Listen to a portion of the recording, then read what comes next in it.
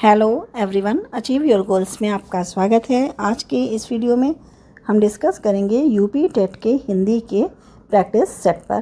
तो शुरू करते हैं आज का वीडियो। क्वेश्चन नंबर 1 है, निम्नलिखित में से कौन सी भाषा संस्कृत भाषा की अपभ्रंश है? कौन सी भाषा संस्कृत भाषा की अपभ्रंश है? पाली भाषा। ऑप्शन डी सही होगा। क्वेश्चन नंबर 2, पूर्वी हिंदी किस अपभ्रंश से विकसित हुई है?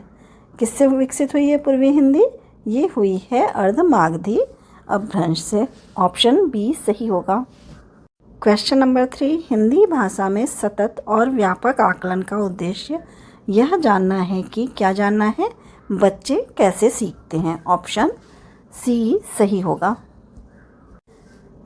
क्वेश्चन नंबर 4, बच्चों में भाषा सीखने की जन्मजात योग्यता होती है। यह विचार है, किसका विचार है ये? चॉम्स्की का। ऑप्शन बी सही होगा। क्वेश्चन नंबर 5, एक भाषा शिक्षक के रूप में आपका क्या दायित्व है? क्या दायित्व है?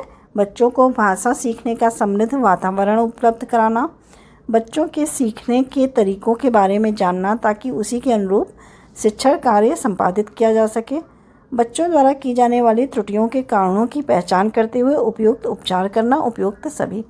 ये तीनों ही कारण जो हैं ये शिक्षक का दायित्व है कि ये तीनों ही चीज़ें करे। तो यहाँ पर आंसर क्या होगा? उपरोक्त सभी। ऑप्शन डी सही होगा।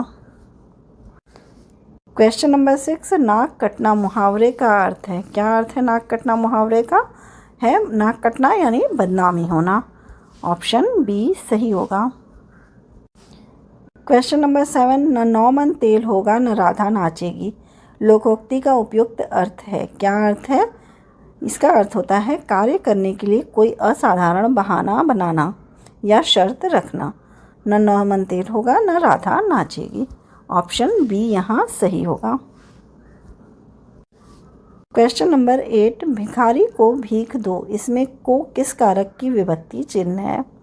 किस कारक की विभक्ति चिन्ह को होता है? संप्रदान कारक की। ऑप्शन डी सही होगा। क्वेश्चन नंबर 9, राजपुत्र में समास है। कौन सा समास है राजपुत्र में? द्वंद्व समास है। ऑप्शन बी सही होगा। क्वेश्चन नंबर 10, हवन की सामग्री के लिए एक शब्द क्या होगा? क्या होगा हवन की सामग्री के लिए एक शब्द? क्या कहते हैं? हवन की सामग्री को हवी कहते हैं। तो ऑप्शन बी सही होगा। क्वेश्चन नंबर 11, परमार्थ का संधि विच्छेद है। क्या संधि विच्छेद है परमार्थ का? परम धन अर्थ। ऑप्शन ए सही होगा। परमार्थ का संधि विच्छेद होता है परम धन अर्थ। परमार्थ कौन सी संधि है? यहाँ पर संधि है दीर्घ संधि। क्वेश्चन नंबर 12, उस काल मारे को क्रोध के तन कांपने उसका लगा, मानो हवा के जोर से सोता हुआ सागर जगा। प्रस्तुत पंक्तियों में कौन सा रस है? कौन सा रस है? रौद्र रस है। ऑप्शन बी सही होगा। क्वेश्चन नंबर 13, अर्ध सममात्रिक जाति का छंद है। कौन सा है अर्ध सममात्रिक जाति का छंद? वो है दोहा। ऑप्शन बी सही होगा।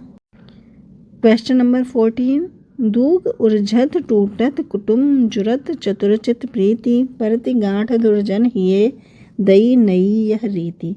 इन पंक्तियों में कौन सा अलंकार है?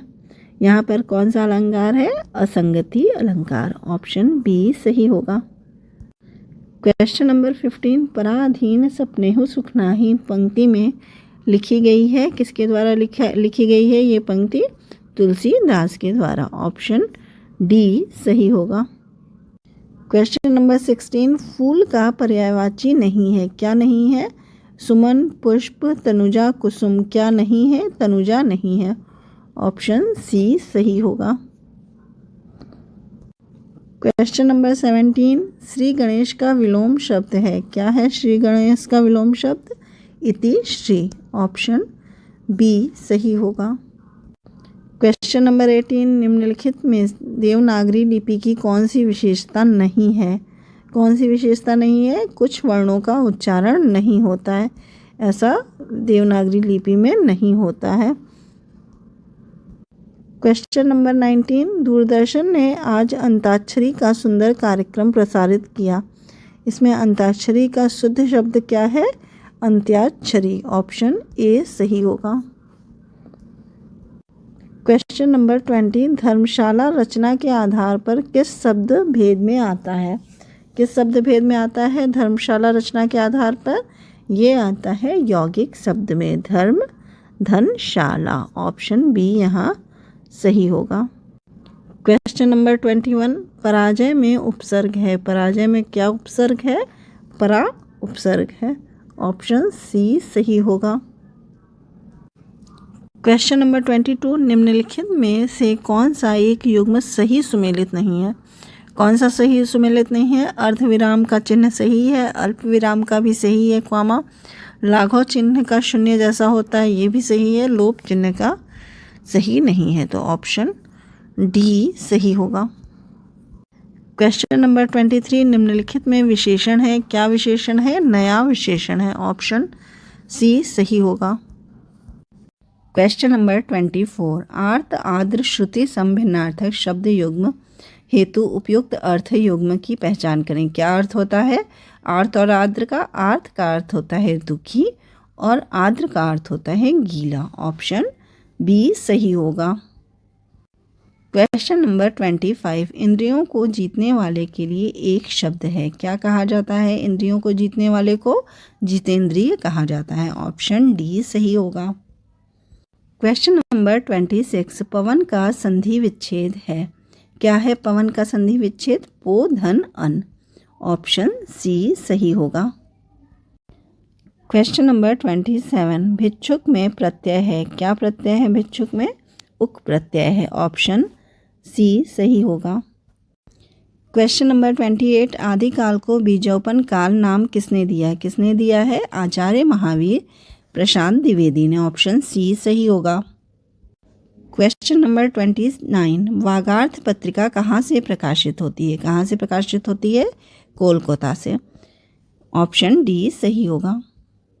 क्वेश्चन नंबर 30, निम्नलिखित में से कौन सी पुस्तक प्रेमचंद्र द्वारा लिखित नहीं है? कौन सी पुस्तक नहीं है प्रेमचंद्र द्वारा लिखित? ध्रुव स्वामिनी। ऑप्शन डी सही होगा। अगर आपको मेरी ये वीडियो पसंद आई हो तो प्लीज़ लाइक और सब्सक्राइब करें। Thank you.